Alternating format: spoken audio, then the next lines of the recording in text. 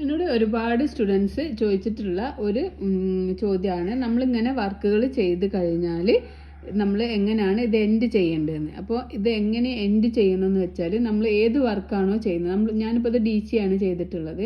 നിങ്ങൾ ഏത് വർക്കാണോ ചെയ്ത് കഴിഞ്ഞാൽ, ഇപ്പോൾ നമ്മൾ DC ചെയ്യുമ്പോൾ ലാസ്റ്റ് ചെയിനിലും ഇതുപോലെ നമ്മൾ DC സിംഗിൾ ക്രോഷേ, ഹാഫ് DCയോ ട്രിപ്പിൾ ക്രോഷേ ഏത് സ്റ്റിച്ചായാലും കുഴപ്പമില്ല.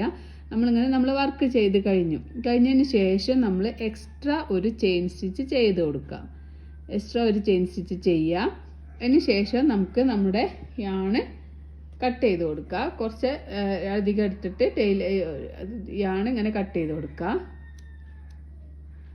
കട്ട് ചെയ്തതിന് ശേഷം നമ്മൾ ഹുക്ക് ഇവിടെ തന്നെയാണ് ഉള്ളത്. കട്ട് ചെയ്തതിന് ശേഷം ഇവിടെയാണ് നമ്മൾ ടോപ്പിലാണ് കട്ട് ചെയ്തിട്ടുള്ളത്. അതിന് ശേഷം നമുക്ക് ഈ ഹുക്ക് ഇങ്ങനെ സാവധാനം ഇങ്ങനെ വലിച്ച് ഇവിടെ ടൈറ്റാക്കി കൊടുക്കുമ്പോൾ, പിന്നെ നമ്മൾ ഈ യാണ് വലിച്ചാൽ നമുക്ക് ഇത് ഊരിപ്പോവില്ല. നമുക്ക് ഏത് പ്രൊജക്റ്റ് ചെയ്യുകയാണെങ്കിലും നമ്മളിങ്ങനെ ചെയ്ത് കൊടുത്താൽ പിന്നെ നമുക്കിതിങ്ങനെ ഊരിപ്പോവില്ല. എത്ര വലിച്ചാലും ഊരിപ്പോവില്ല. അതല്ല, അത് നമ്മളിങ്ങനെ ഈ ഒരു നോട്ട് ഇടാതെയാണ്. ഈ നോട്ട് ഞാനൊന്ന് ഊരട്ടെ. നമുക്ക് വേണത് ഇങ്ങനെ റിമൂവ് ചെയ്യുകയും ചെയ്യാം കേട്ടോ. അപ്പോൾ നമ്മൾ നോട്ട് ഇടാതെയാണ് ഇങ്ങനെ ഈ ഒരു ചെയിൻ ചെയ്തെങ്കിൽ ഇതിങ്ങനെ വലിച്ചാൽ നമ്മൾ സ്റ്റിച്ച് ഇങ്ങനെ ഊരിപ്പോരുന്നത് നിങ്ങൾക്ക് കാണാൻ പറ്റും കേട്ടോ. നമ്മളിങ്ങനെ വലിച്ചാൽ അത് ഊരിപ്പോരും.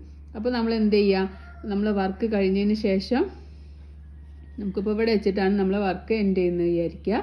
അപ്പോൾ നമ്മൾ വീണ്ടും ചെയിൻ 1 ചെയ്യുക. ചെയിൻ 1 ചെയ്തിട്ട് നമ്മൾ യാണ് ഇങ്ങനെ കുറച്ച് കട്ട് ചെയ്ത് കൊടുക്കുക.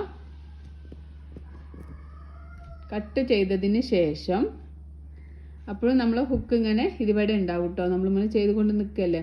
അതിന് ശേഷം നമുക്കിങ്ങനെ ഹുക്ക് ഇങ്ങനെ മുകളിലേക്ക് ഇങ്ങനെ വലിച്ചു കൊടുക്കുക. അപ്പോൾ ഇതിങ്ങനെ പിന്നെ വലിച്ചാൽ കണ്ടോ, പിന്നെ വലിക്കുമ്പോൾ അതിങ്ങനെ ഊരി പോരുന്നില്ല, ഇങ്ങനെ ടൈറ്റായിട്ട് നിൽക്കും. അപ്പോൾ ഇങ്ങനെ ചെയ്ത് നോക്കുക കേട്ടോ.